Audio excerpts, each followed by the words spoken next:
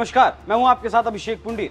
हमेशा मोदी शाह जब भी कोई पासा फेंकते थे उसे मीडिया और जनता हाथों हाथ लिया करती थी, लेकिन अब वही मोदी शाह हैं और वो जो पासा फेंकते हैं वो बैकफायर कर जाता है और अब मीडिया में चाणक्य की चर्चा नहीं होती, क्योंकि अब चाणक्य अपनी चाल ही नहीं चल पा रहा है। तभी तो मध्य प्रदेश में सांसदों वाली चाल औंधे मुंह गिरी और मोदी शाह की बोलती बंद हो गई। लेकिन ये रिपोर्ट आपको दिखाएं उससे पहले अगर आपको ये खबर पसंद आए तो इसे लाइक कीजिएगा और चैनल को सब्सक्राइब करना ना भूलें।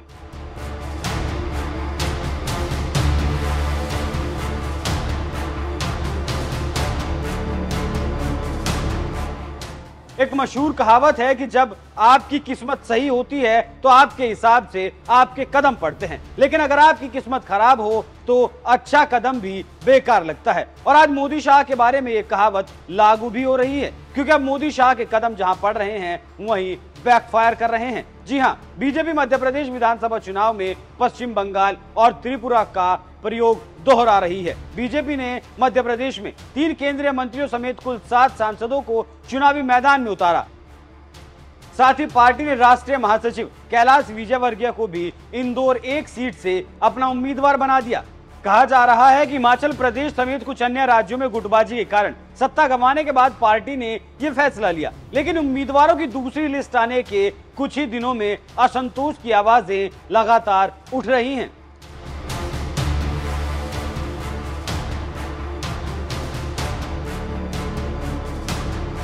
चांचोड़ा की ममता मीणा ने नाराज होकर पार्टी छोड़ दी और आम आदमी पार्टी ज्वाइन कर ली। पेशाब कांड के बाद केदारनाथ शुक्ला का टिकट कटा। केदारनाथ शुक्ला बीजेपी से बगावत कर बैठे सतना से 4 बार के सांसद गणेश सिंह को पार्टी ने टिकट दिया। मौजूदा विधायक डब्बू सिद्धार्थ सुखलाल कुशवाहा ने बगावत कर दी। मेहर में सिंधिया समर्थक को टिकट मिला तो बीजेपी नेता नाराज। मेहर से सिंधिया समर्थक को टिकट मिला तो बीजेपी नेता नाराज।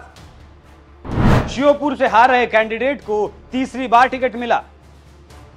नागदा खचरोद निर्वाचन क्षेत्र में तेज बहादुर सिंह के टिकट का विरोध। बीजेपी ने 18 अगस्त को उम्मीदवारों की पहली सूची जारी की थी, तब से ही कुछ सीटों पर असंतोष की आवाजें उठने लगी थी। इनमें से प्रमुख हैं चांचोड़ा की ममता मीणा, जिन्होंने प्रियंका मीणा के नामांकन से नाराज होकर पार्टी छोड़ दी और आम आदमी पार्टी में शामिल हो गई। बीजेपी ने सीधी विधानसभा क्षेत्र से 3 बार के विधायक केदारनाथ शुक्ला की जगह सांसद रीति पाठक को उम्मीदवार बनाया। शुक्ला के समर्थक ने एक आदिवासी युवक पर पेशाब कर दिया था, इस कारण उनका बीजेपी से नाता टूट गया।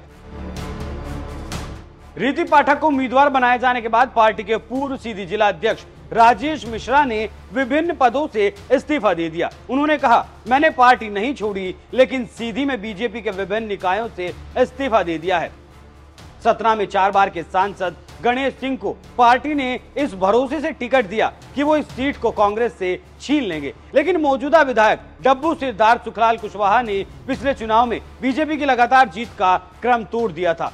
2003 के बाद बीजेपी को सतना में पहली बार 2018 के विधानसभा चुनावों में ही हार मिली थी, लेकिन बीजेपी के पूर्व जिला उपाध्यक्ष रत्नाकर चतुर्वेदी ने इस फैसले के विरोध में पार्टी छोड़ दी।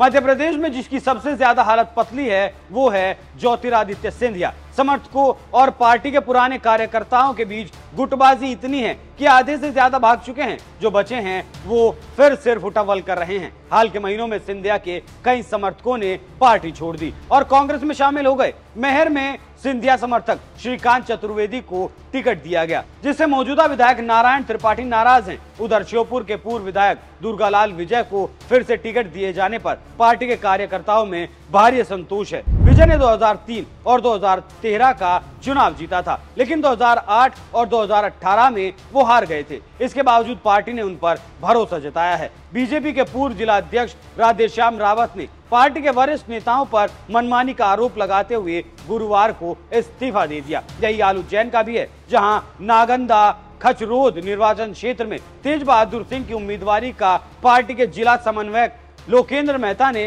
विरोध कर दिया। मेहता ने पार्टी छोड़ दी है और निर्दलीय उम्मीदवार के रूप में चुनाव लड़ने का फैसला कर लिया है।